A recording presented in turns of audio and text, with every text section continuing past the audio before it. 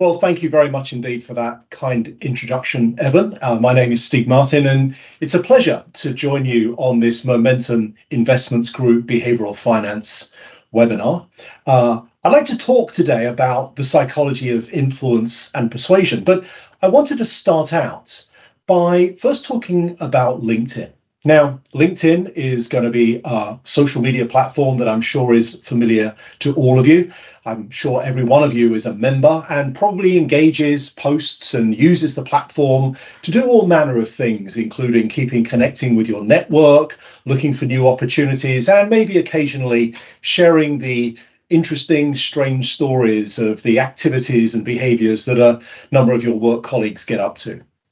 I like LinkedIn a lot. I don't like LinkedIn just from an observer's perspective. I actually enjoy LinkedIn from a researcher's perspective as well. One of the things that LinkedIn does is it creates and delivers lots of surveys. One in particular caught my attention a few years ago. It asks a single question. What is the most important skill that is required in your workplace today? This is a question that has been asked for 17 years now, each and every year. And as you can imagine, over those 17 years, the ebbs and flows of business, the way in which technology has evolved, the different skills that we require in our organization has changed considerably over those close to 2 decades. Yet there's one skill that never, ever fails to feature in the top 3 requirements in any organization, requirements regardless of the type of company or organization it is. And that skill is influence.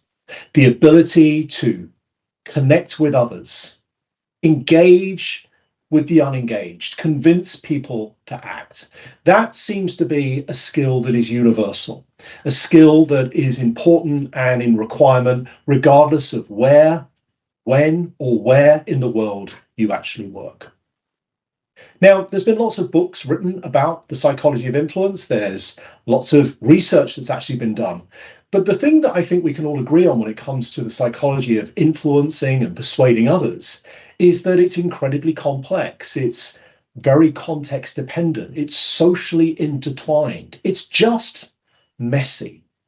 And just close to a couple of years ago, I was contacted by The Economist, the global newspaper group, and was invited to essentially write a guide to how influence works that in a way kind of puts some order around a very complex, socially intertwined and messy subject. And the purpose of me speaking with you today is to kind of share with you for the first time what I've come up with, what that order looks like, and in the pursuit of doing so, hope that I can provide some useful insights, some usable tools, some tactics, some hacks that each of you can use to increase the likelihood that when you deliver a message or seek to present a proposal, people are more likely to listen, pay attention to what you have to say, and ideally say yes to that. My starting point for this work was to actually consider the primary colours. As those of you that will remember from art classes back in high school, the adage here is that we can take one of 3 primary colours, blue, yellow, red, and mix them in various quantities and make myriad other colours. In fact, 3 primary colours are at the central source of every colour. And I kind of like this idea because I think it speaks nicely, certainly metaphorically, to this idea of influence. What are the key components of successful influence and communication that are always there, that are always available for us to use, that we can use to construct effective communication strategies, influence and persuasion appeals? And so, inspired by that primary colour metaphor or analogy, what I'd like to talk to you today about is what I'm describing as the influence equation. I'm going to make this bold claim that there is a formula, a framework, an equation to successful influence. And it looks like this. Successful influence and your ability to connect and engage with others is a function of you being able to present or highlight the right amount of evidence, the appropriate economic appeal, and the appropriate apportionment of emotion. Those three things are always present in every successful influence negotiation, but never in equal measure. It's not that if 33% of your approach is evidence, 33% is economics, 33% is emotion, then that's the answer. No, it's not that at all. In some instances, it will always be about the evidence, and economics and emotions pay a backseat. But in other instances, it's all about the emotions or the economics.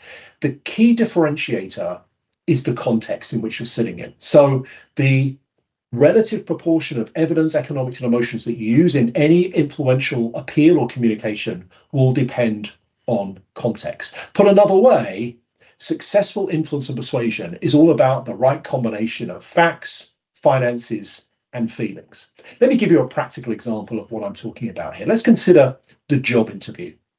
The job interview, I think, is a really good example of influence at work, because the person that's applying for the job will want to kind of persuade that company, that recruiter, that they are the best candidate for the job. The recruiter, of course, will want to persuade willing and available candidates that their organization is a good one to come and work for. And subsequently, all three elements of our influence equation are available: the evidence, the economics, and the emotions. Let's talk about briefly the evidence. The company it's concerned that's recruiting these candidates will want convincing evidence that that candidate is the right person for the job. They have the skills, they have the competence to be able to do the job. And equally, the candidate themselves is going to want to seek evidence that the company is going to be a good one to work for. It's going to be one that's going to provide them with personal development, their growth plans, a good career move. The economics are important too, of course. The candidate is going to want, ideally, to be paid as much as possible. But it's not just about the money. There's going to be other economic considerations like training, like career development. They're going to price that into their thinking. Equally, the recruiter is going to have economics on their mind as well. They're going to want to pay a decent salary, of course, but they don't want to pay over the odds. Ideally, they want the best possible candidate for the lowest amount of money.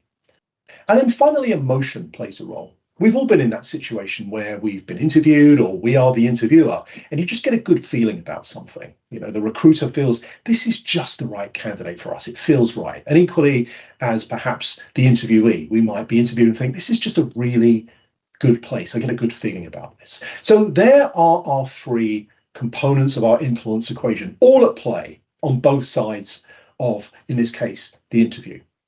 Now, here's the important thing. Context throws that equation up in the air a little bit, okay? Because think about it. If there is an abundance of available candidates, then suddenly the equation becomes a different set of weighting.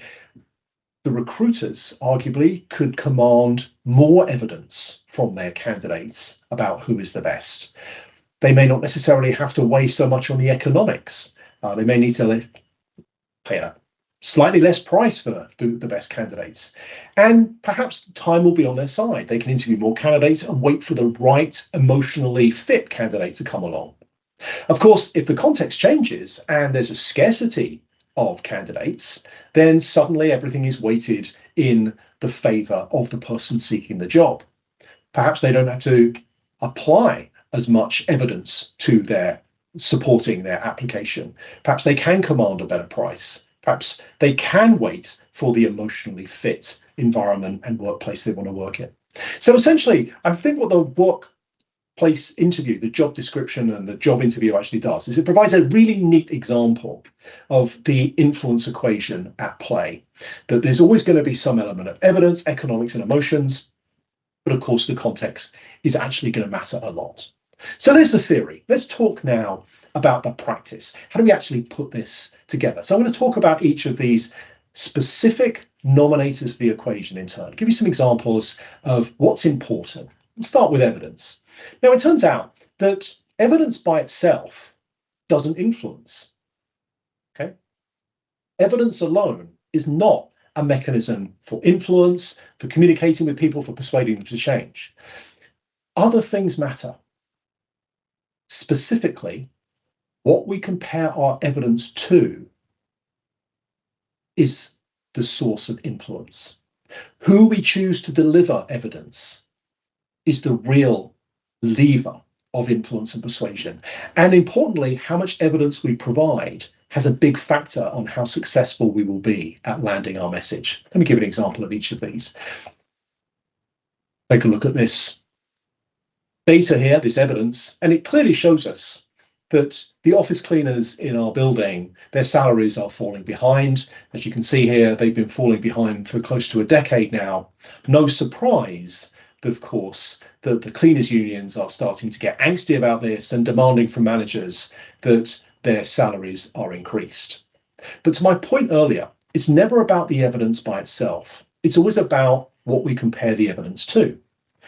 For example, if we were to present this same data on a logarithmic scale, you can actually find that, yeah, the cleaners' salaries are behind the managers, but they're actually catching up. That gap is actually narrowing.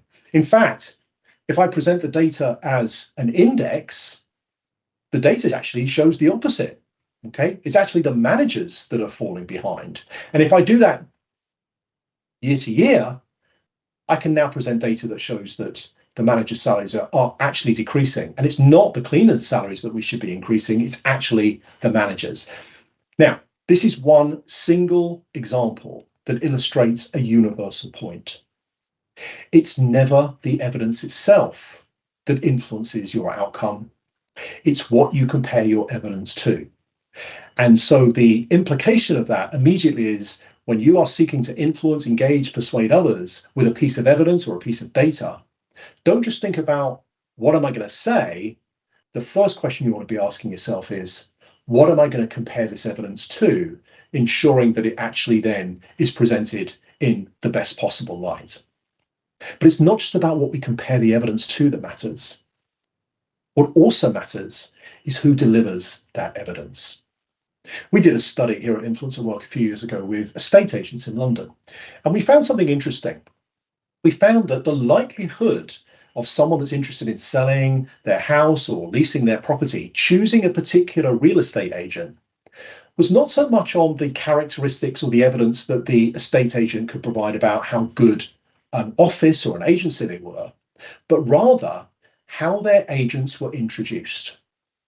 When someone came in interested in selling their property, when we arranged for the receptionists to genuinely introduce their agents as legitimate experts, the likelihood that people would actually appoint that agent and get them to come value a property and then sign a contract with them rose significantly. Now, we all know about this because oftentimes we've been in situations where we've gone into a presentation, a meeting, we've delivered a message and it's fallen on deaf ears.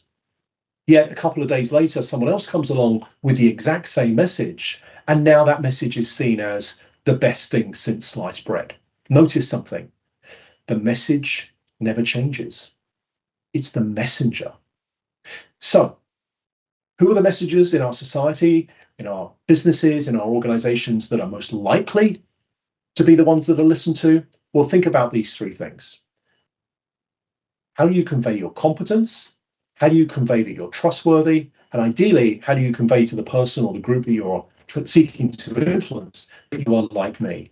And actually, those of you working in behavioral finance and that have experience in this field will, I'm sure, be very, very familiar with decades now of research that actually shows that when people are selecting a financial advisor, an investment manager, a financial planner, they're significantly more likely to choose the person that seems trustworthy and is like them than necessarily the person that has all the evidence about the creds, the competencies, the exams that they've actually taken. One last thing about evidence. How much should we present to people in order to optimize our appeal? There's a very clear answer to this from studies led by Susan Shu over at South California University. Let me give you an example of just one of those. In these studies, what the researchers do is they present a series of propositions in the form of products, proposals, and in sometimes people to a variety of individuals. And each of those products, those people, those propositions are supported by a number of claims, a number of points of evidence, sometimes one, sometimes two, three, four, five, up to six. Buy this shampoo, here are 6 reasons why. Vote for this politician, here are 3 reasons why. buy this car. Here's the single reason why. What the researchers are looking to do is understand how much more convincing does each point of evidence become. And here are their data. And as you can see, there seems to be a sweet spot. And the sweet spot is 3. Not only do people's reported attitude towards that product, that proposition, that person rise, and actually that's the pinnacle of the influence at 3. Notice how their skepticism and their reported cynicism of what's being said also rises. So, a couple of implications for you in terms of who delivers the message and how much. The first is to remember, you might be the expert in the room. You might be the most knowledgeable person, the best place, at least evidentially, to present the case. But that doesn't necessarily make you the right person to deliver and present that evidence. Sometimes the messenger and the careful selection of the messenger becomes more important than the evidence that supports the message. And secondly, when it comes to presenting this evidence of yours, the rule here is that 3 charms, but 4 becomes an alarm. So that's the first nominator of our influence equation. The second is economics.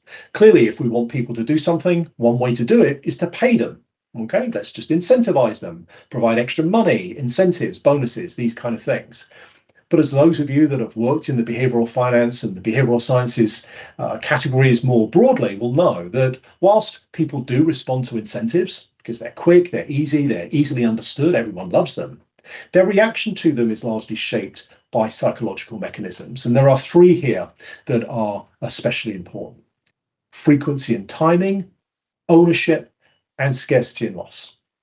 I'll give you a couple of examples from studies that, again, my team and I have been conducting over the years. So here's a question. How do we persuade bus drivers to do so safely? Well, one way is to pay them. In fact, this is data from a set of research that my colleagues and I did a few years ago in New York. One of the things that we know is that buses are much less likely to be involved in a heavy braking incident or an accident if the distance between the front of the bus and the car or vehicle traveling in front is 2 seconds or more. And so what the Transport Authority did in this instance was come up with an incentive that encourages drivers to leave that minimum of 2 seconds between the front of their cabs rather, and the cars or vehicles in front. The best way to do that is to pay them. But what's really interesting and what we found in these studies was it wasn't the amount of money that they were given that caused them to comply, but rather the frequency of when that money was given. Compared to paying them $100 a month for safe driving, bus drivers were much, much more likely to comply with that safety recommendation if they were paid $25 a week. Same amount of money, but frequency and timing changed. So when it comes to the use of economics and incentives in our influence equation, don't just think about what the incentive is. Think about how it's framed in terms of its frequency and its timing, because they matter. So, the scarcity and ownership. Here's a question for you. How do you measure the popularity of a royal wedding? As you probably recognise from my accent, I'm a Brit. We have our fair share of royal weddings. There's a number of ways in which we can measure the popularity of these events and these ceremonies. One is we can look at the number of people that line the streets of the Mall and Buckingham Palace in the hours and days leading up to the ceremonies. We could also look online, and we could look at situations where people are looking at online videos of or television audiences. We can measure all these things as well. Another thing we can do is we can measure the sales of royal memorabilia. In fact, by that particular measure, the marriage of Charles and Camilla, however long ago it was arguably the least popular wedding of recent history, because sales of commemorative tea towels and mugs and all sorts of different royal emblazoned souvenirs were very slow, both in Windsor and in the London souvenir stores. But interestingly, about a week before the wedding, that changed. all of a sudden, the sales of these wedding souvenirs and memorabilia skyrocketed. So the question is, why was that? Maybe it's just that people leave their souvenir buying until the last minute now. We live in a very present tense orientation, organization, and kind of world. But actually, that's not the case. The real reason why the sales of these memorabilia for the royal wedding rose was because the Pope died. Yeah, that's right. At the beginning of the week that was scheduled to have the wedding of Charles and Camilla, Pope John Paul II died. And in a mark of respect, and to allow Charles to actually attend the funeral of the Pope, Charles and Camilla and the royal household shifted the day of the wedding from the Friday to the Saturday. And now every souvenir in London and Windsor has the wrong date on it. People recognizing this scarce opportunity to almost buy the modern equivalent of the misspelt penny black suddenly converged on all these stores. And what was really interesting was I read reports of reporters who were interviewing these people saying, are you a royal souvenir collector? No, absolutely not. I'm just seeing an opportunity here. I'm seeing a scarcity. And what's important is once they've actually been influenced by that scarcity, they now have something that they own. And what's really interesting about ownership is our value of something goes up significantly. Best example I know is if you're feeling in a mischievous mode or point of view, go down to some corner shop one day and look out for someone buying a lottery ticket. Go up to them after they've bought it and try and buy it from them. I tell you now, $1, £1, a $2 lottery ticket that they just purchased doesn't change objectively in terms of its economic value. But people want a hell of a lot more money for it now because it's simply not a piece of paper anymore. The chances of them winning, for some reason, have gone up in their minds. They have an ownership of it. And that leads us to the third important point, and one that I'm sure many of you are going to be familiar with when it comes to using economics to influence and persuade others. And it's this idea that once someone has ownership of something, their desire to keep hold of it and their essentially reactance to potentially losing it goes up exponentially. We know, for example, from PGA tours, that the player that is actually leading the pack after the first round, particularly if it's a marginal lead of 1 or 2 strokes, invariably never wins because the game has changed. They're not playing to win anymore. Now they are in the lead. They're playing not to lose. And just to bring it back full circle to our bus drivers in New York, that's something that we actually found when we did these studies. We found that by paying them, if you remember, $25 a week rather than a bonus of $100 a month, there was an increase of 23% to the compliance of that safe following distance. But here's the problem. After 4 months, the effect regressed back to the mean. So it had an immediate impact, but after 12 to 16 weeks, it basically went back to how it was before. So we entered into another series of tests. And in this instance, we introduced not just that frequency and timing difference, we also introduced a loss to it as well. And the way we did that was by paying the bus drivers in advance. So instead of saying if you drive safely at the end of the month, you'll get $100 or $25 in the case of a week, we instead said, here is the money up front in anticipation you will complete this. And you just pay back what you don't legitimately earn. And in that instance, the effect actually was maintained. Last thing in our equation then, emotions. So we talked about how evidence is an important denominator, or nominator rather, of the influence equation. Economics is an important nominator, but so too are emotions. Take a look at these 2 ads. Both of them are advertising to visit the city of Las Vegas. One appeal, though, takes a particular route by suggesting that visiting Vegas is a unique experience, do something differently. Whereas the other ad is pointing people's attention towards the popularity of Vegas. Come because of more and more people visited more than any other city. The question, of course, we want to ask here is, which of these 2 ads is the more influential? Which of these two ads is more likely to compel people to want to find out more information, seek more advice about going to Vegas, maybe even search on an internet engine for a flight, a hotel, these kind of things?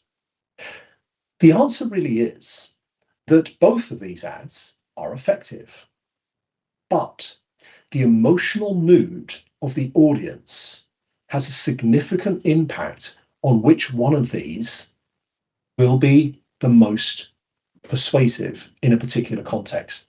How do we know this? Well, we know this because these studies, conducted by our powerful ad over at the University of Minnesota, were conducted in cinemas.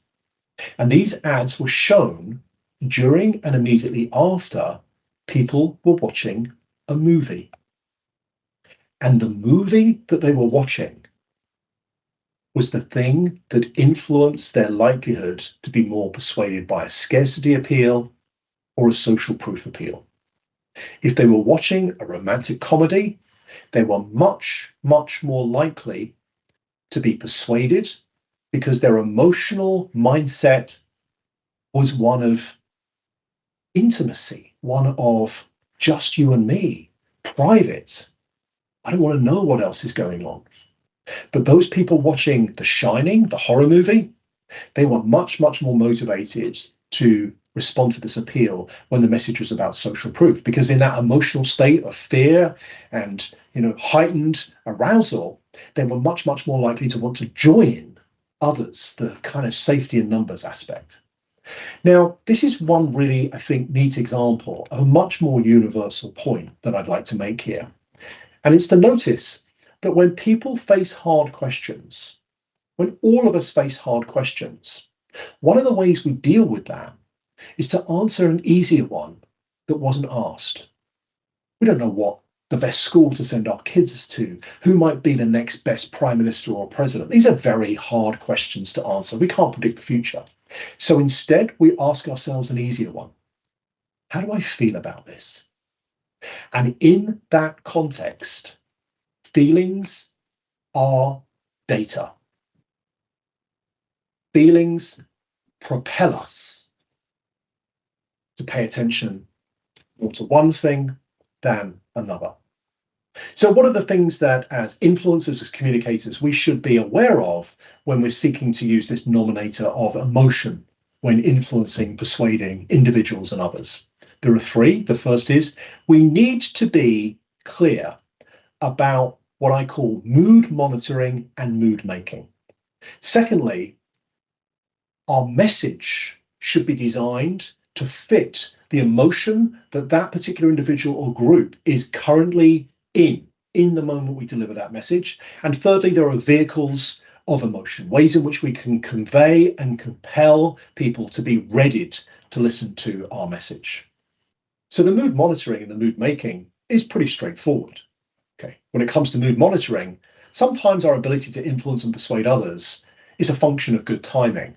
If we're about to ask for some more budget and the financial director's just come back from a nice boozy lunch and the last quarter's profits are looking pretty good, then maybe we have got them in the right mood and our appeal will land favorably.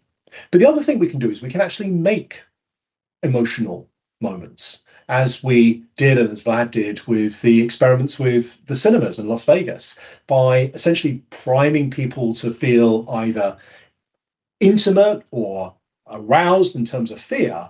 They reacted differently. And so one of the things we can do as influencers is to recognize that before we deliver our message, before we make our appeal, it might be a good idea to think about the types of emotions that we might want to kind of install in people before we deliver them.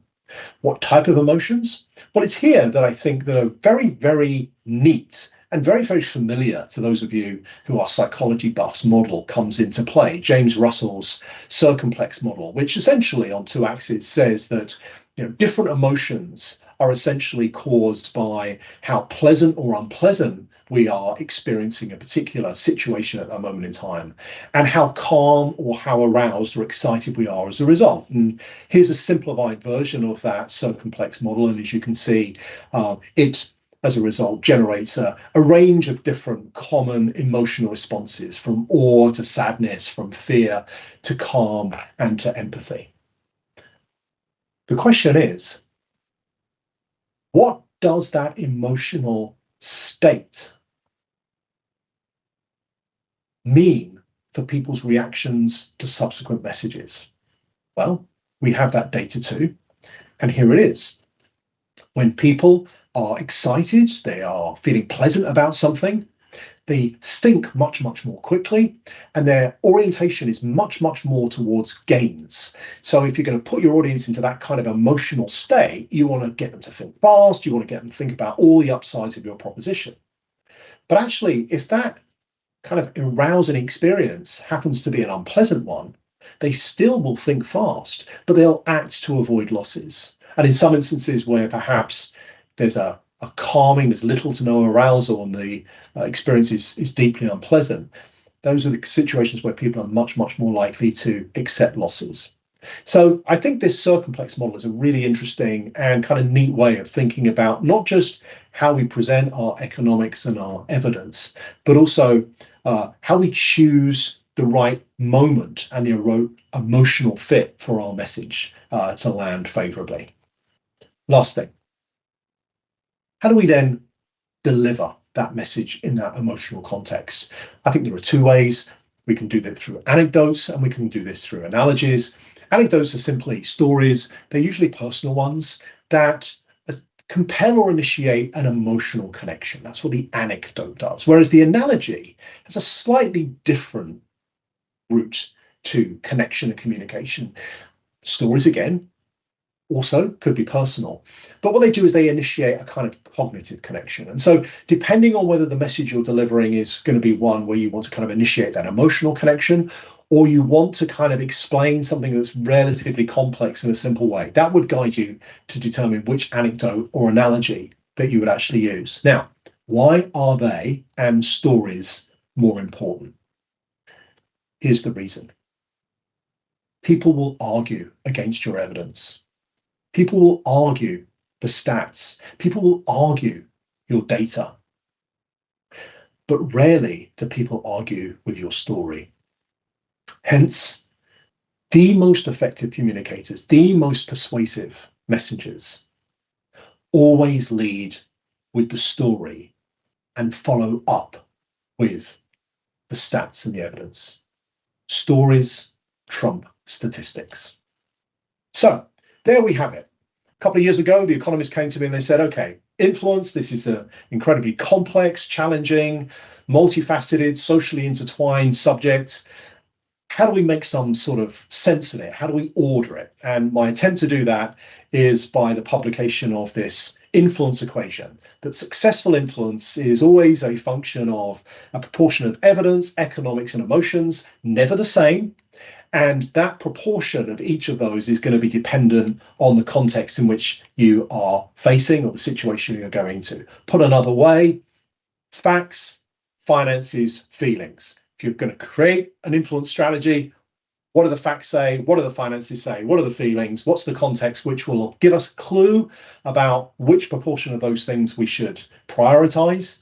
And the way to do that is to figure out, what sort of influencer are you currently? Are you the kind of data aficionado? Are you the kind of individual or organization that doubles down on the evidence and perhaps is missing opportunities because you're not so focused on the economics or the emotions? Or are you more the calculating connoisseur? It's all about the evidence. Or perhaps you are that empathetic orator, the person that focuses on the emotion first and then allows their evidence and their economics to essentially be built on that platform. Well, if you want to know the answer to that question, I've got some good news for you. Here is a free test that you can take. You can take this test, there's the barcode for it, and it takes you about 10, 12 minutes, and it will give you and your teams a pretty good sense. It's not, the be all and end all. It's not going to tell you psychologically how your life is going to turn out, but it'll give you good indications of your kind of preferred style when it comes to using this influence equation of economics, evidence, and emotions to influence and persuade others. And if you'd like to know more, the actual book that The Economist commissioned from me comes out in the US on the 3rd of September. And the rest of the world in the UK. There's my contact details. If you'd like to stay in contact, follow me on LinkedIn. That would be great. But for now, thank you very much indeed for your attention. Let me hand back to the conference organisers, and I wish you a very pleasant rest of your day.